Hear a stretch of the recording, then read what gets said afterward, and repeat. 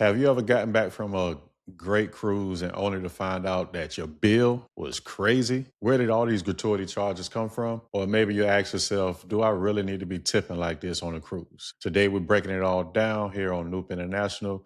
We're talking about automatic gratuities, hidden charges, tips, drink package tips, casino trips, tips, and I'll even show you exactly how I cruise when I tip or tip when I cruise. If you're cruising for the first time, this video is definitely for you, how to save some money and avoid some of the biggest mistakes that new cruisers make. This is Cruise News with Nupe International. Let's go.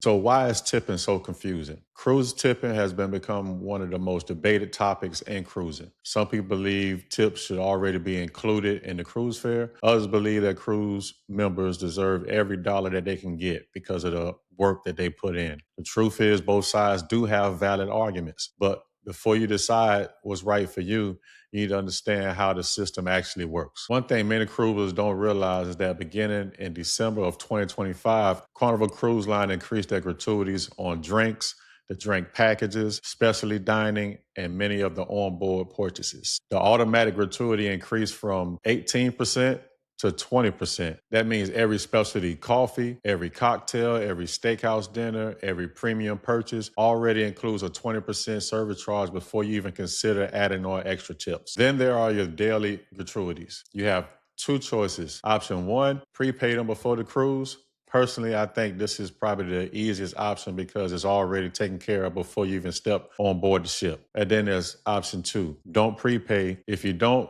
the cruise line will automatically add the charges to your onboard account probably 1 or 2 days before the cruise ends. Most people notice the changes turn up during the last couple of days, but for Carnival Cruise Lines, these changes are typically around $16 to $18 per person, depending on your stateroom, of course. For a family of 4 on a 7-day cruise, well, that's probably somewhere around $400 in gratuities. So for first-time cruisers, this can be a huge surprise. So ask yourself, where does this money go to? Many people believe that these gratuities only go to their stateroom steward, and that's not actually the case. Cruise lines say that the money is shared amongst many crew members, including people you'll never even meet. Here's a general breakdown. Stateroom steward, approximately 29%, dining team, 47%, and alternative services approximately receive 23% of your gratuities that you pay. That means your gratuity helps support hundreds of hardworking crew members behind the scenes. One of the big questions that people ask all the time is, can you remove the gratuities? The answer is simple. Yes, you can. You can usually visit guest services and ask to reduce or remove your entire automatic gratuities. However, you'll probably get asked why you want to do that. If you experience poor service, they're going to want to know that.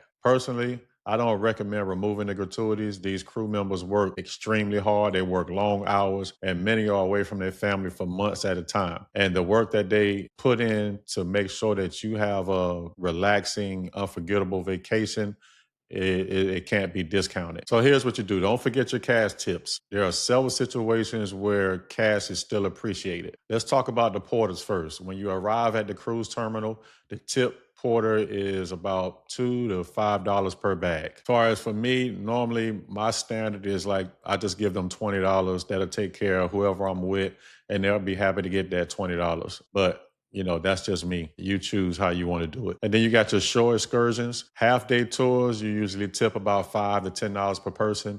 And then for the full-day tours, you want to tip around $10 to $20 per person. So now let's talk about the piano bar. Here's a fun cruise secret that you probably don't realize. If you're a regular at the piano bar, a nice cash tip often increases the chance of hearing the song that you would like to hear. Me, that's just what I heard because I haven't really experienced the piano bar yet, but I heard that if you can, if you slide the pianist a little extra, then they'll take that in consideration when it's time to play their next song or a song down the road.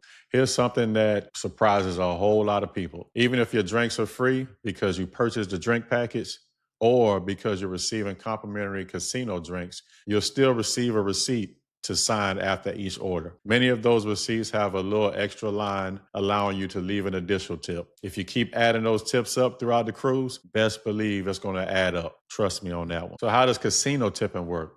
Well, if you're a gambler, you hit a nice jackpot at a table, many players tip the dealer. Hit a large slot jackpot, it's common to tip the slot attendant. While it's never required, it's definitely appreciated. So here's how I tip on cruises.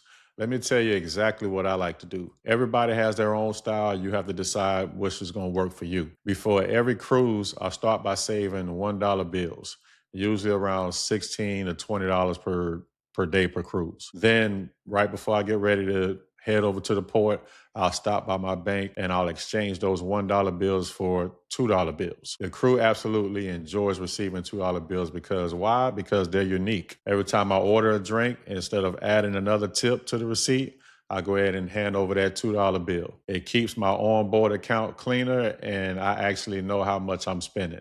You know, when I run out of those tips, when I run out of those $2 bills, my tipping is over for, drinking, of course. I also budget separately for my room steward. Some people tip on day one, hoping for better service. I personally tip at the end of the cruise. Usually I leave between $40 or $50, depending on the length of the cruise. If I'm a person traveling with another adult, then usually that other adult will probably match what I give.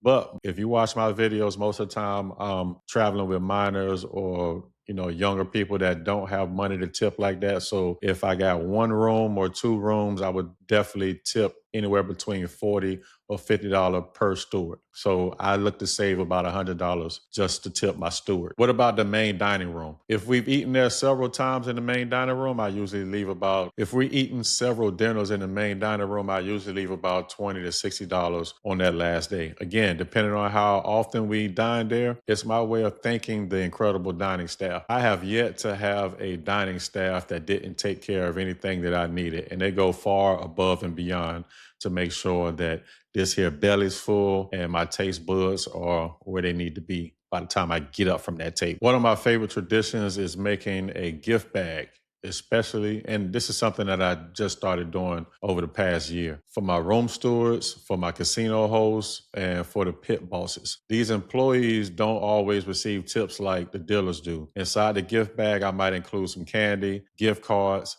some shot glasses, refrigerator magnets, small souvenirs from my hometown, anything like that. Just a small gesture of showing my appreciation. Here's a tip that most cruisers really don't even think about. If you have a drink package, order an extra Gatorade, water, Red Bull. Crew members always have to purchase many of these beverages themselves. Leaving one or two in your cabin each day for your room steward is a simple gesture that means a lot to them. Sometimes the smallest acts of kindness leave the biggest impression. Listen, at the end of the day, there's no perfect way to tip. Everybody has their own budget. Everyone has their own philosophy. But I do encourage people to remember one thing. The crew members you meet on board spend months away from their families. They work incredibly long hours, and they do everything they can to give you an unforgettable vacation.